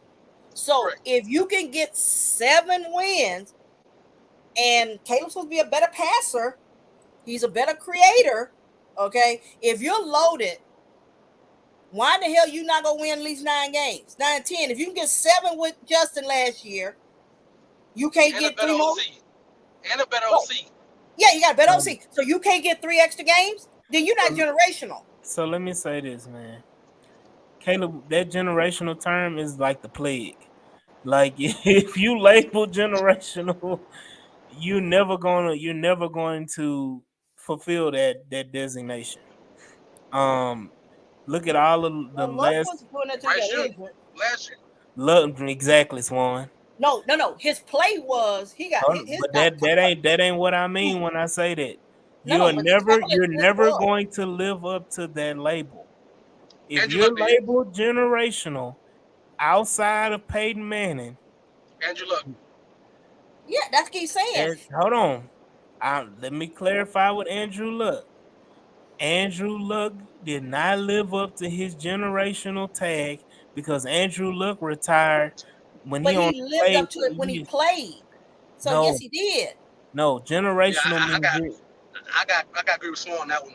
AD. No. Yeah, his play was generational. If he didn't have generational a broken means spine and spleen, generational means hold No, on. no, no. Generational It's hold how on. you play. oh, go ahead, Eddie. Generational means there's no ifs with generational. Yes, it can be. Generational means people are going to be talking about you forever. And they were talking, And about folks still do. They say if his career had not been cut People, short, yes, it is. hold That on. is how people talk about him. Certain people talk about Andrew Luck. No, no, not Okay. certain people. Andrew Many Luck people. is easily forgotten No, he's not. No, he's not. because Maybe for you, what? Hold Okay, on. listen. nationally, I give you I one know, player. they I give you do one not. player that's going to debunk your whole situation. Bo Jackson still considered a generation player, even though he didn't. He got his hurt career got Why? cut Hold short. on. Why was Bo Jackson generational? Talent. because he He did played two everything. sports. He did what? He did But everything. he didn't play. But hold up. But it got cut short. It doesn't matter. It got cut short due to injury. He played. And they still talk about Bo Jackson. Hold on. Bo Jackson played 2 sports. It doesn't matter. And Going Bo by your Jackson, logic, he didn't. No, But he didn't finish it. Bro, I agree with you on 85% of stuff. You're totally wrong with this one here. Because Andrew Luck is not. Andrew Luck Yes, is he still was. Ain't Andrew nothing. Ain't Luck is nothing. the gold standard of No. generational talent from the time he Hold was on. Hold on. What did you say? Generational what? talent. Standard. Talent. There you go. I'm That's not it. talking I mean, about. I'm not talking about talent. I'm talking about generational player. but he was while he played. Oh, okay, hold on. I don't want to play word gymnastics. When Andrew Luck came out, he was a generational talent. That And he label played like is now one. placed on everybody else for scouts. You know I hate the word just talent, but when it comes to generational talent, fuck. Anyway, What you doing? We ran over a squirrel. no, I ran over a tire. Shit. So, but when it comes to So generational you talent, can't that you got, multitask. So you distracted. it's black. You get It's so black in hyped. it. Your driving ain't generational, nigga. That's fine. But that label, a generational talent, is a curse, as you say.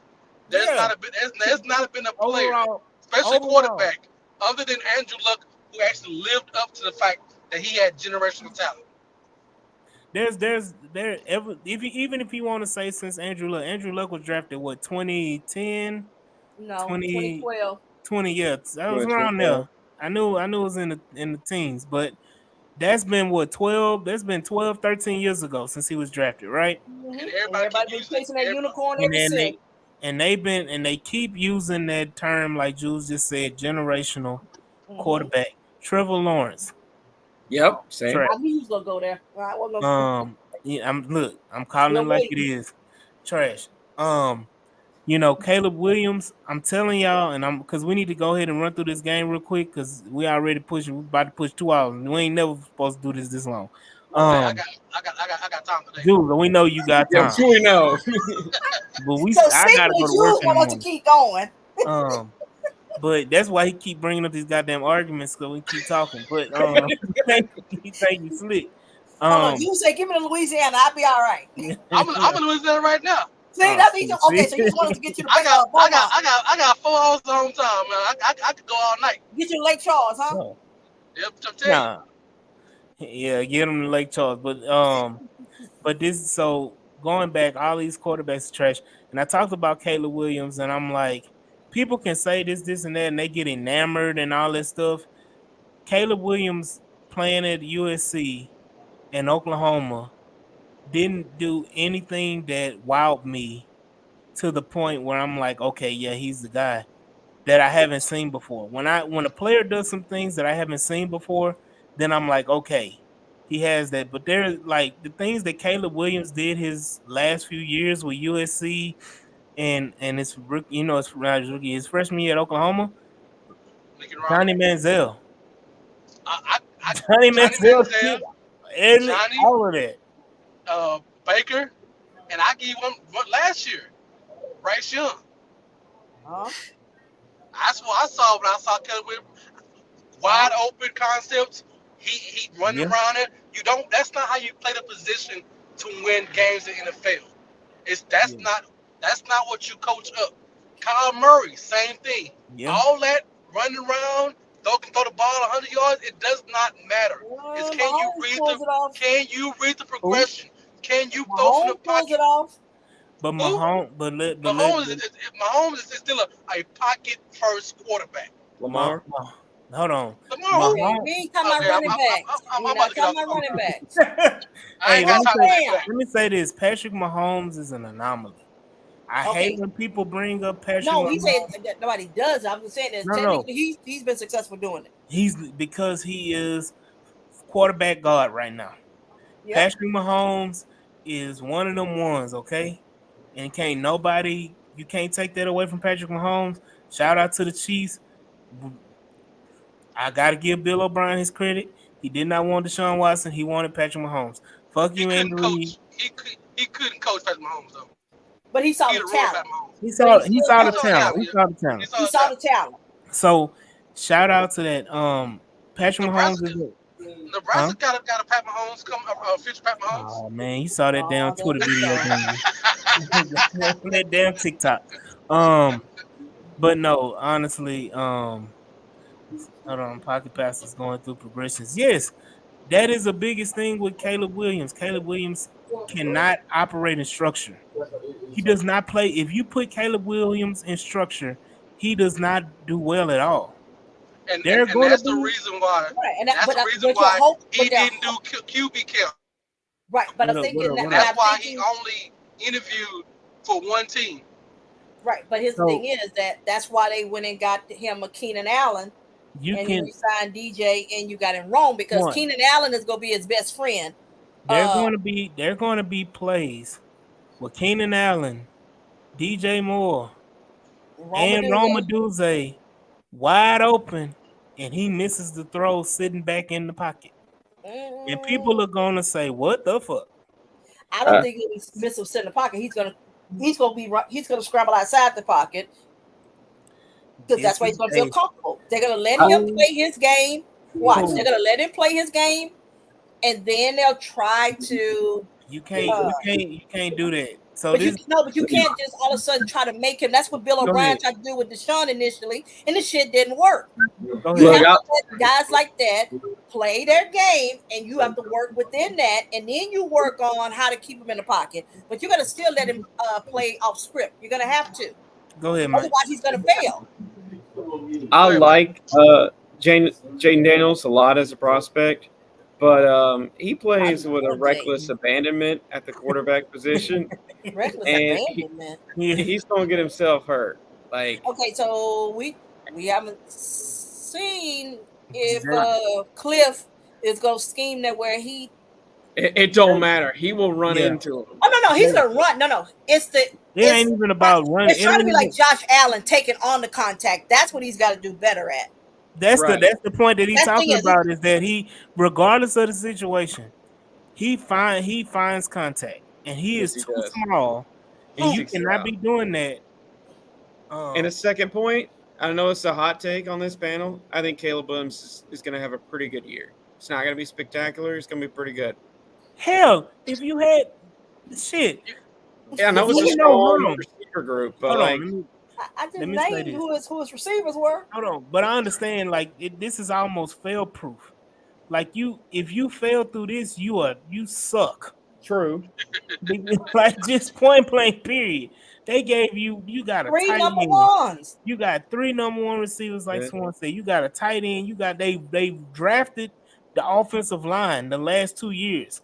They tried to rebuild that offensive line. And it won't be good, but it'll be better than it was. Honestly, their tight end 2 is pretty damn good. Yeah, Gerald Everett. So and then you got defense. So their defense should be giving him the ball back, or at least not have him having to be on the field as long. So you got an OC to coach him. So let me say this. Let me say this. It's 2 things. 1, I don't know how the fuck we got to Caleb Williams. 2, it's been a while now. Yeah, it's been a while. Now we got to play the 7 degrees of separation. How do we get here? Because we're talking about Justin Fields. Generational talent. Yeah. So hold on. Yeah, we gotta. Can we get back to the game? Jules keep fucking with us and keep rolling us back. I think. Look, he's fucking with you because I told you I already know what he's doing. No, we love Garrett. We are so happy he's part of this and giving us stuff to talk about. But I gotta say, I think him and Jules are in cahoots right now. They're trying to make this podcast 4 or 5 hours. Oh shit! Jules, no, I'll argue with him. We can do this. Yeah, and I ain't got it. He'll have a long night versus Second Crystal. Oh yeah. He gonna look on Sunday Night Football. They gonna say, "Oh, the Bears made a mistake drafting Caleb Williams #1 overall." They'll say, "Oh, he's learning. That's what rookies are." They'll make excuses because they'll say, "Well, you can't really expect that he would be coming out like CJ was," because we know that was one of the best rookie seasons ever. So nobody should be expecting these rookies to come out and do what he did. And that's why his ass should have played last game too. He should play at least one series last game. It don't matter. He wanted the other 3 guys. He still wanted Mahomes. So hell, he still figured it out. He just.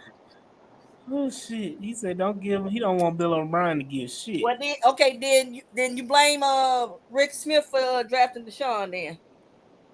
And I give him credit for that. I mean, that Mike, you made a point right here. Mike saying, "I bet Williams stole some money." That's not. I mean, come on now. Come on. I mean, now the question should be: is he gonna throw more yards than Lamar will rush for? Now that's a better comparison. Here we go. But now let's go into this game. What are y'all expectations, and who are y'all most excited to see? As D'Amico said, that the first teamers will get at least 1 or 2 series in. I don't see Will Anderson or Kamari Lassiter or Christian Harris or Titus Howard. Most of these guys has been in and out of practice playing. Who are y'all most excited to see from the starters that are going to play on tomorrow? I want to see KG and Juice play the ones, most ones possible. I doubt that's not gonna happen. They about to play with the same line that they played last game. Right. So I think that's one he was so excited after that first game. He's like, "I gotta see it again."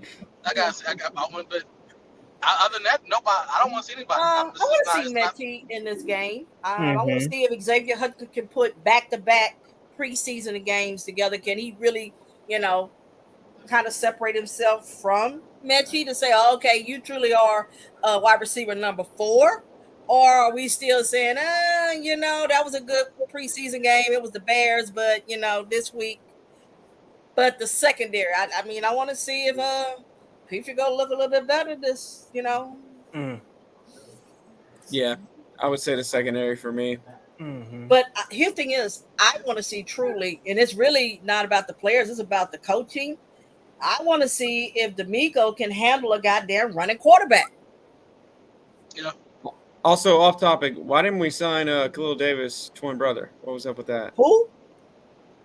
Khalil Davis' twin brother. He just got signed. Why didn't we make that move? I don't know. He ain't Khalil Davis. Yeah, we gotta have like 5 Davises though, right? Yeah. Gotta keep that going. I want to see Bullet. I want to see Bullet. I agree with Stress, and I agree with you, Jules. I agree with Stressens as well. I do want to see Damian Pierce. I want to see what the hell he gonna put on film. I do want to see Cam Akers as well. I want to see Cam Akers get more time. I want to see what he's gonna produce as well. I want to see again, like y'all said, K Stover. I want to see more K Stover. I want to see. Oh, that's somebody in Mike. Okay. I was like, I thought that was one. I heard. No. But no, I do. I think does the Neil Hunter play? If he does, that's somebody I want to see. Does Aziz play? Nope. He's a starter. Yeah. You can't have. Hold up. You cannot have all these second, third string guys and none of the first team guys not getting reps playing together. If you ain't injured, you had your ass out there. What's wrong with Harris? Christian Harris? Hamstring. Soft tissue injury. They said it was hammy. I mean, I got a question. Mm-hmm. Do we know Stressing, do you know what happened to TQ? I haven't had a chance to pay attention It this week. was Lower extremity. it was a calf injury.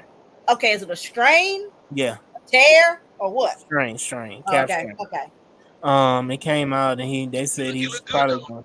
He did. Oh man, that touchdown. I was like, see, that's what I'm talking about. That's a big ass target. Here we go again.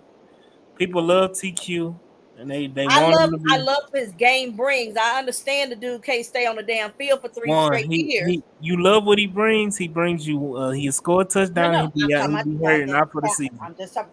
The same way you love what Kenyon Green bring, and he ain't done anything yet. God damn it! I can sit back and say I understand what their talent looks like. I can recognize that they can't stay on the damn field. He can't though. So that's what I'm saying. I recognize that. I was just trying to figure out was it something he tweaked or did he tear it? now he's 3 years in a row, strained he's his been calf. on IR. Yeah, and that's the thing. Do they But he put ain't him on IR on? yet. Not yet. But if they tried his ass out there in the last preseason game, he get hurt. He will be But on that's a IR. nice weapon. I mean, did you see? I mean, D. Millie was looking nice out there. You know, come on, let's be honest. Okay. I got to give a guy some credit. Here we go. Now, see, we did I mean, good. he had one pass that could have been one of those classic moments, but that was it. Other than that, he did move the ball down the field. DTQ is the first guy to ever score a touchdown in a new uniform. So he Billy Miller now. What? Billy Miller. You don't remember Billy Miller? First person to score touchdown for the Texans.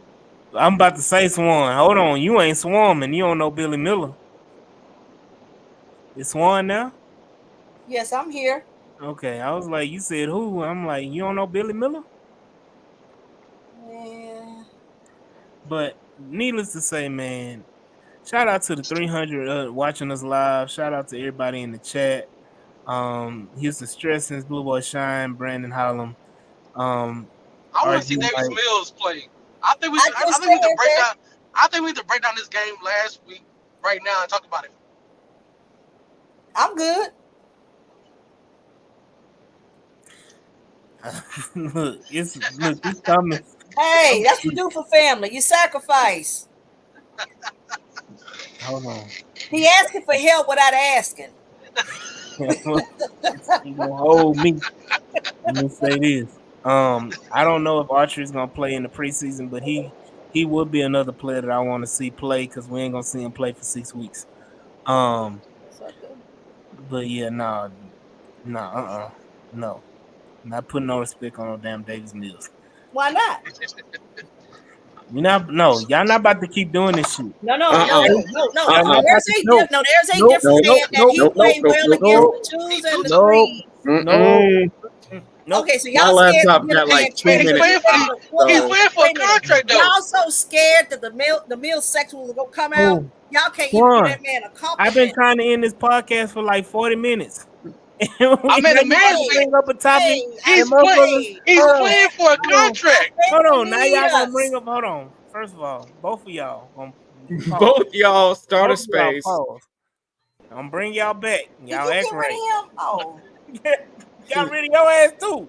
Shit. We're gonna have an after show. We're gonna on Twitter. Yeah, we will have a space where we can talk about goddamn Davis Mills. I'm just saying the man's playing for a contract. Oh, you don't want it recorded. No. The space will be recorded.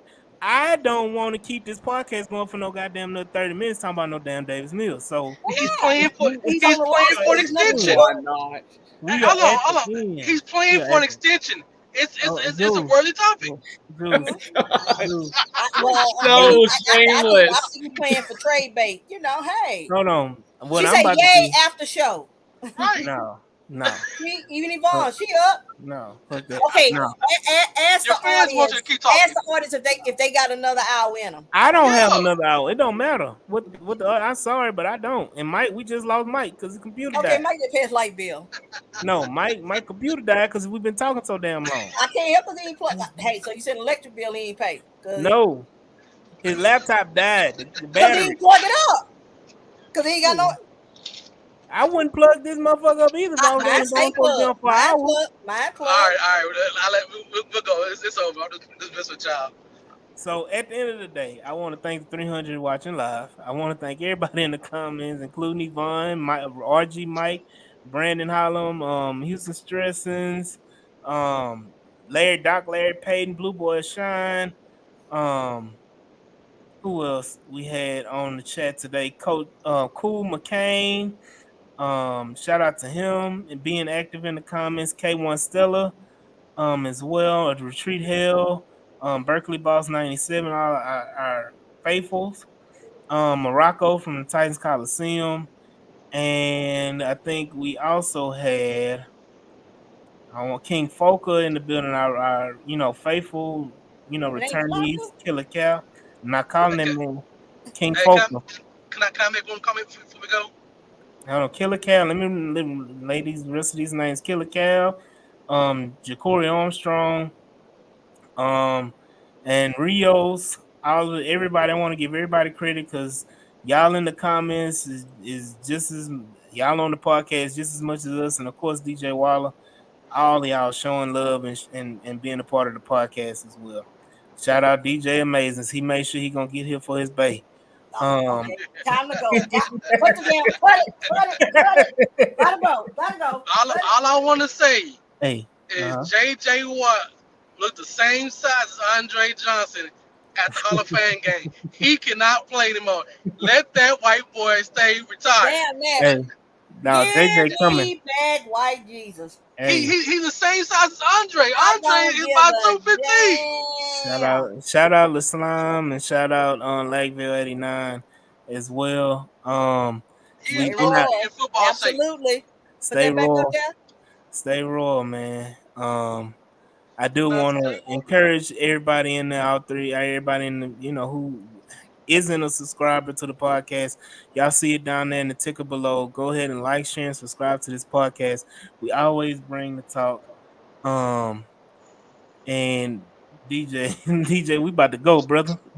We about to go. Lakeville, go ahead and we got 2 hours worth of content, brother. It's been a lot of myriad of topics, and Jules is trying to keep us on. We And got here 30 go minutes DJ. in us. I don't, nigga. I don't. You're So too young not to have 30 minutes left. no, I got things to do. Okay, I got to work. We sacrificing. No. I done gave y'all 2 hours now. See, Jules, you see how you do you? Hey, I can't complain. He holding down for the Hold on. podcast. Hey, He holding down. I thought you was your brother's keeper. Come on now. Nah. I can't hold Swan, doing it. I'm gonna tell you this right now. I ain't Chris. I can't be up on those spaces on the podcast 2-3 o'clock in the morning. So you said, hold on, you said sleep in the hot tub? That ain't me. That ain't me. But shout out to everybody. We appreciate y'all all. And this has been another great episode of the H-Town Rundown. And we will see y'all next week when we talk about what the Texans did and how we beat the hell out of Pittsburgh Steelers on Friday. So we'll see y'all next week. Peace. Out of here.